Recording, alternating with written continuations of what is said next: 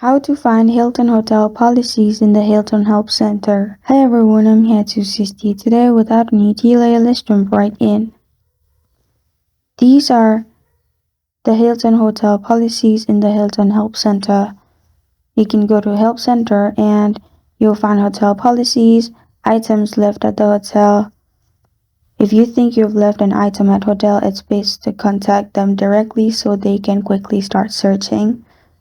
And also, for the minimum age to book a room, you will have to find out the specific hotel's policy online, enter the location, hotel of your choice, and from there you'll find all the policies of the hotels, as minimum age varies according to the hotels.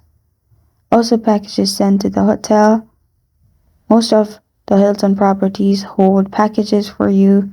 If you need to have a package delivered, make sure the package label is addressed to the hotel and includes the following, which is your name, arrival date, and reservation confirmation number.